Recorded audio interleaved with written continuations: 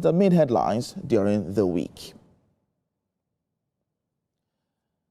On Monday, of course, we begin on Monday when two senior Ansaro commanders were convicted by the Federal High Court in Abuja after pleading guilty to terrorism financing, kidnapping, illegal mining, and other terrorism-related offenses.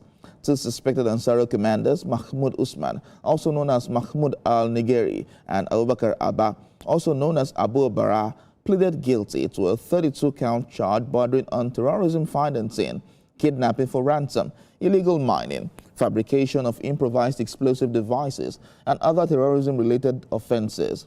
The defendants also admitted coordinating sleeper cells, planning attacks, and maintaining links with terrorist groups operating across the Sahel and Maghreb regions. Still on Monday, President Bola Tinubu announced 26 new appointments into 10 federal government agencies and commissions, with former Governor of Ekiti State Fayose emerging as chairman of the Rural Electrification Agency and Major General Junaid Bindawa as chairman of the National Salaries, Incomes and Wages Commission. President Tinubu made 8 other appointments to the Wages Commission alongside Major General Bindawa. Former member of the House of Representatives from Lagos, Olajumoke Okoya Thomas, is the new secretary of the commission. On Tuesday, Nigerians living in South Africa were promised stronger diplomatic protection as the House of Representatives resolved to investigate recurring xenophobic attacks and the alleged role of the South African government. The House also urged the federal government to release ecological fund resources to address shoreline erosion threatening a major industrial facility in Fayose State. The House of Representatives resumed plenary after the week-long activities marking the 2026 Open National Assembly. One of the key issues was the recurring xenophobic attacks on Nigerians in South Africa. Lawmaker representing Ikorodu Federal Constituency, Babajimi Benson, who sponsored the motion, said it was important to determine the extent of the South African government's involvement and strengthen protection for Nigerians living there. A successive wave of xenophobic violence has been followed by public condemnation and diplomatic protests. The House also adopted a motion seeking stronger food safety measures nationwide to curb the growing incidence of foodborne diseases. The motion was sponsored by Edo lawmaker Billy Osawaru. Despite the federal government's commitment to curb the issue of foodborne disease, Nigeria still accounts for a high number of approximately 50 million foodborne diseases. Lawmakers further called on the federal government to release ecological fund resources for shoreline protection and erosion control at the Erascop Industrial Park in Gbarayin, Yenagoa local government area of Fayose State. Shoreline erosion has caused extensive damage to the project site, delayed the project, and threatened the visibility of this important national investment. The House also began the process of creating a comprehensive digital registry and audit of all seized, forfeited, and recovered assets across the country. The absence of a unified national database undermines transparency, weakens public confidence in the asset recovery process, and impedes effective legislative oversight. Meanwhile, lawmakers passed the 2026 budget of the Nigeria Police Trust Fund, totaling 233.96 billion naira. The Senate on Tuesday expanded the mandate of its ad hoc committee investigating the Safe Schools initiative and granted it an additional 3 weeks to conclude its probe. The expanded investigation will now cover the Tertiary Education Trust Fund, TET Fund, the Nigerian Education Loan Fund, NEL Fund, the Universal Basic Education Commission, UBEC, the Federal Ministry of Humanitarian Affairs and Poverty Alleviation, as well as the National Social Investment Program Agency, NTIPA.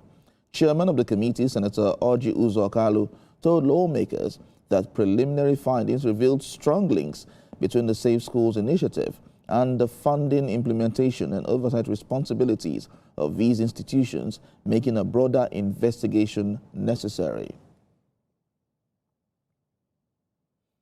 On Wednesday, the United States signaled a deeper commitment to its security partnership with Nigeria following a letter from U.S. President Donald Trump to President Bola Tinubu commending his leadership in the fight against terrorism.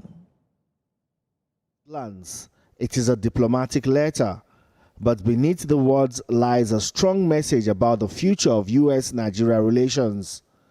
In the letter, U.S. President Donald Trump praised President Bola Tinubu's decisive leadership in tackling terrorism and reaffirmed America's commitment to working with Nigeria to confront violent extremism.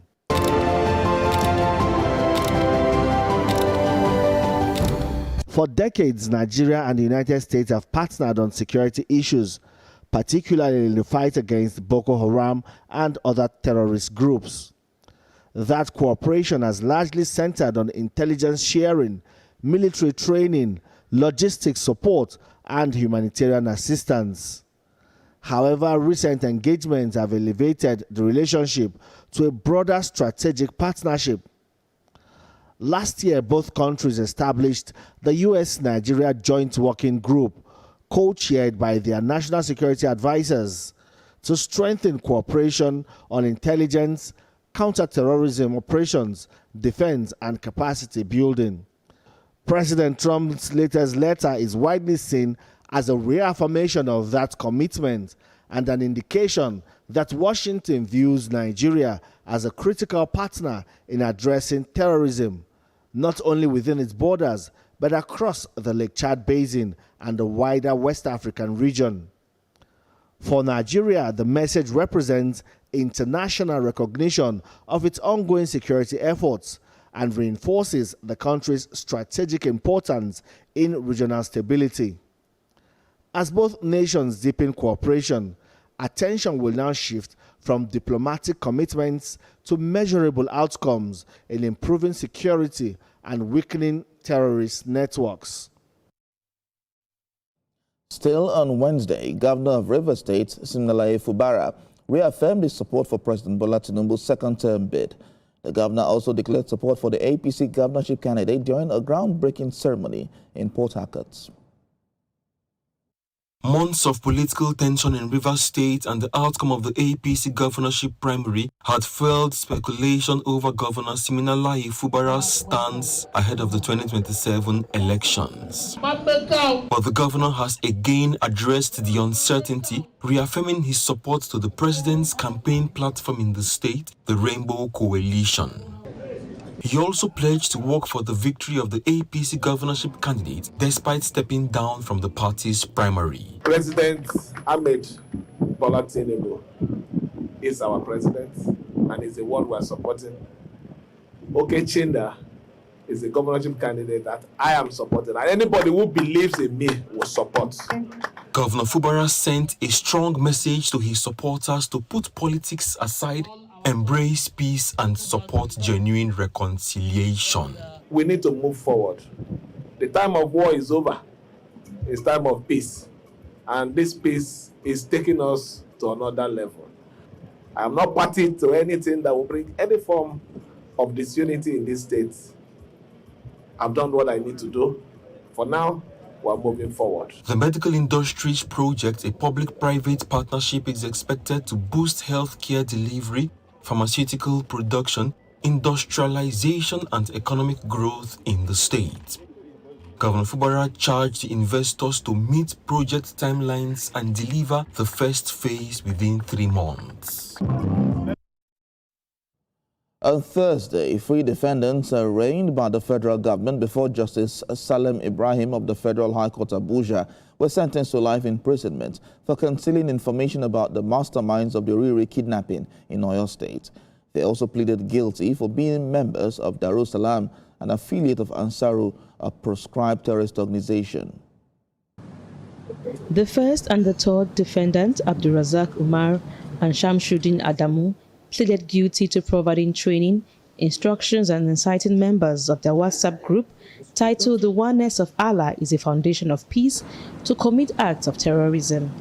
Abdulrazak Umar also pleaded guilty to mining of gold at streams in Shaza, area Suleja local government of Niger State, without lawful authorization. The defendant pled not guilty to other charges as it affects them respectively. In the 10-count charge, the federal government is accusing the defendant of aiding and concealing the information of the masterminds of the REA school kidnapping.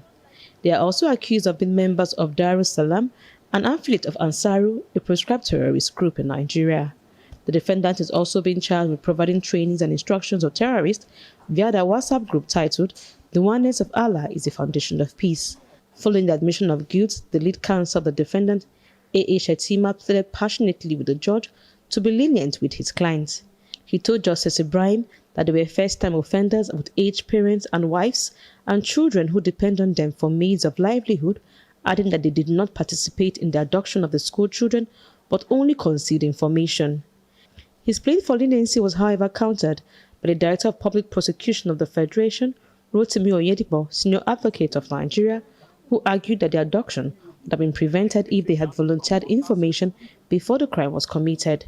Mr. Oyedipo urged the court to invoke maximum punishment of life imprisonment to send a signal to bandits in the forest that criminality has consequences, adding that gallant officers were lost during the rescue operation of the abducted children and teachers. Justice Salim Ibrahim, in his judgment, agreed with the DPP and sentenced them to life imprisonment. The matter was adjourned until 15 September 2026 for trial on the remaining charges. The sentencing that my Lord opposed today clearly demonstrates the commitment of the judiciary to the fight against terrorism. And we are still using this opportunity to encourage our people that when you say something, you say something. Pupils and teachers were abducted from a school in a REA local government area of Oyo State and spent 56 days in captivity before being rescued. 2 teachers were reportedly killed in captivity. On Friday, a joint security operation by troops of Operation Hadinkai and the Yobe State Hunters Group led to the arrest of 5 suspected kidnappers in Yobe State. The intelligence-driven operation also resulted in the recovery of locally fabricated firearms and other items. The operation was carried out by troops of the 233 Battalion Sector 2 Operation Hadinkai in collaboration with the Yobe State Hunters Group, following credible intelligence on the activities of suspected kidnappers operating in Jagalari village, Fune local government area. Military authorities say the coordinated raid led to the arrest of 5 suspects without incident. During the operation, troops recovered 3 locally fabricated AK-47 rifles, 1 locally made pistol, assorted ammunition, and 4 mobile phones believed to be linked to the suspects' activities. The suspects are currently in military custody, while investigations continue to determine the extent of their involvement in kidnapping and other criminal offenses. The military also appealed to residents to remain vigilant and continue providing timely and credible information to security agencies, stressing that public cooperation remains vital to improving security across the region.